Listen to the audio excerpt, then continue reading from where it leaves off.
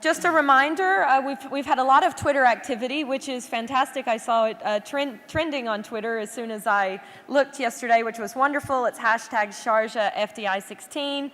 Please get involved with the discussions on there, and that will also help get more connections going and keep some more traction.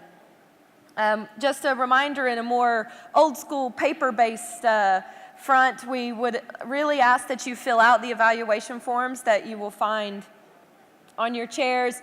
I know the last thing you want is a bit of paperwork, but it helps us enormously in knowing what you found useful about this event, how we can do better in future events. It's very great feedback for us.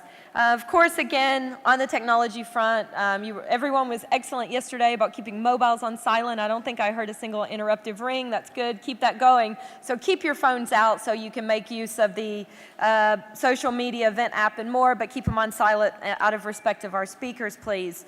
Again, I think representatives from Shuruk are here, and I know they're on hand ready to answer any questions. We invite questions from the audience, especially with a smaller group. It's best if we can be interactive and make it more of a group discussion. So please don't be shy about asking questions.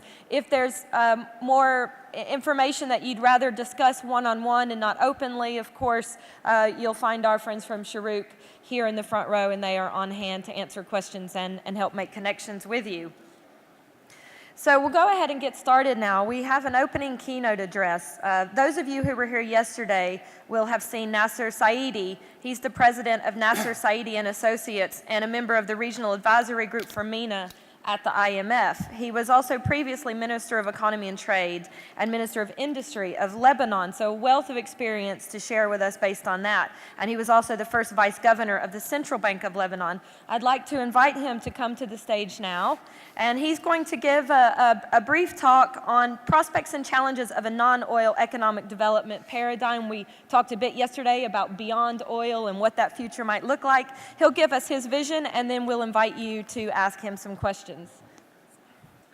Good morning, everybody. Assalamu alaikum, as we say in this part of the world.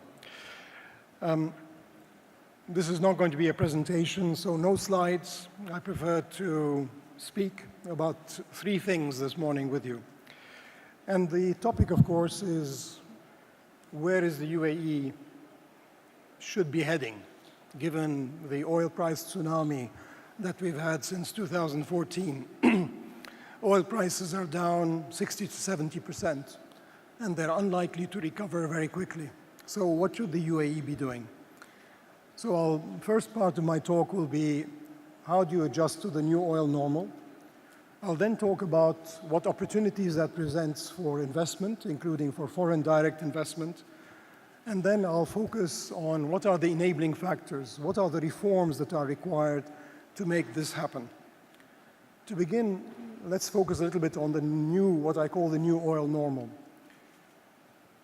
Oil prices are now running at $49. OPEC met yesterday. They decided they would restrict production a little bit.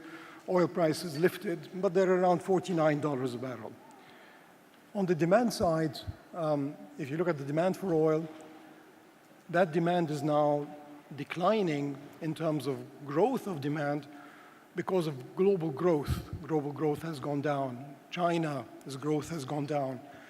China has been the determining factor during the early 2000s in terms of its demand for oil. It was oil hungry. That has now gone away.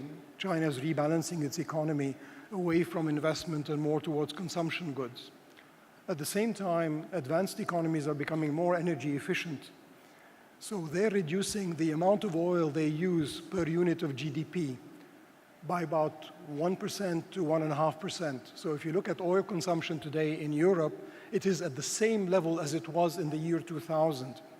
So there is now a disconnect between the growth of GDP or growth of activity and the growth in the demand for energy. So energy efficiency is going to drive less and less demand for oil.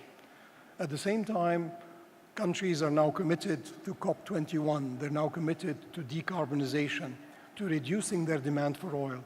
And that's going to mean a shift away from oil towards more gas and more renewable energy. On the supply side, if you look at it, the big thing, of course, was shale oil and gas. Beginning in the year 2010, the US became a major producer of oil and now has become energy self-sufficient. And a major reason for that is shale. And shale is now competitive at a price of around $45 to $50 per barrel. So whenever prices start rising beyond 50, shale oil comes back. At the same time, renewable and clean energy is now very competitive. As you know, the U.A.E. is at the forefront. They've been able to sign contracts at 2.99 cents per kilowatt, and recently Abu Dhabi at 2.54 cents per kilowatt using solar energy. And that means that in the future, more and more of our energy is going to come from solar and less from oil. And finally, of course, many countries that had been in conflict, Iraq, Iran is coming back, potentially Libya, all of that is going to add to supply. On top of all this, there are also technological factors. We are now able to store energy through more efficient batteries. Electric cars are going to come.